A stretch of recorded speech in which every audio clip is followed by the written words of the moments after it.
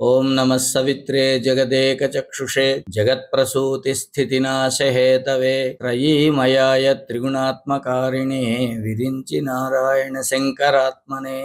హిందూ బంధువులందరికీ నమస్కారాలు. మన హిందూ ధర్మంలో ఉండేటువంటి సనాతనత్వాన్ని, ధార్మిక దృష్టిని అందరికీ తెలియజేయాలని, జనులందరినీ జాగృతం చేయాలనేటువంటి సత్సంకల్పంతో శివశక్తి వారు సదాశివపేటలో ఈ ఫిబ్రవరి 16వ తేదీ ఆదివారం నాడు సరస్వతి శిశు మందిర్ ప్రాంగణంలో చాలా చక్కటి చైతన్యవంతమైనటువంటి కార్యక్రమాన్ని యోజన చేశారు. ఈ కార్యక్రమంలో ఎక్కువ మంది పాల్గొని హిందూ సంఘటిత శక్తిని ప్రదర్శించాల్సినటువంటి అవసరం ఉంది. ఎందుచేతనంటే మన చుట్టూ ఉన్నటువంటి సమాజం ధార్మికంగా నడుస్తూ ఉండేటప్పుడు మనం చేతిలోకి ఏ ఆయుధం తీసుకోవాల్సినటువంటి అవసరం లేదు. ఇంట్లో ఎలకలు లేనప్పుడు, బొద్దింకలు లేనప్పుడు ఎలకల మందు, బొద్దింకల మందు అవసరం లేదు. కానీ ఇంట్లో అన్ని పనికిమాలినవన్నీ తయారవుతున్నప్పుడు వాటిని నిర్జించడానికి ఖచ్చితంగా తగినటువంటి ఔషధాలు, మందులు అవసరం అవుతాయి. ఈ శివశక్తి వాళ్ళు అటువంటి ఔషధాలు తయారు చేస్తున్నారు. మనందరం కూడా ఈ ఔషధాలను మన ఇంటికి తీసుకెళ్లాల్సినటువంటి అవసరం ఉంటుంది. ఏమిటో ఔషధం అంటే, నేను హిందువుని అని తలెత్తి గట్టిగా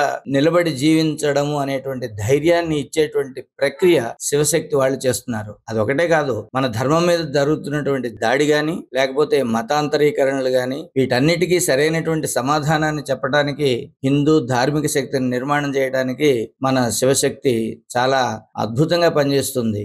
ఇది ఒక పెద్ద పవర్ స్టేషన్ లాంటిది. ఈ పవర్ స్టేషన్ నుంచి మనందరం ట్రాన్స్ఫార్మర్లుగా తయారై వెళ్ళి అక్కడి నుండి ప్రతి ఇంటికి ఈ చైతన్య దీపాలను వెలిగించేటువంటి ప్రయత్నం చేద్దాం. అందరం కూడా ఫిబ్రవరి 16వ తేదీన సదాశివపేటలో సరస్వతి శిశు మందిరం వేదిక మీద కలుద్దాం. చాలా ధార్మికమైనటువంటి విషయాలు చర్చించుకుందాం, జాగృత పడదాం.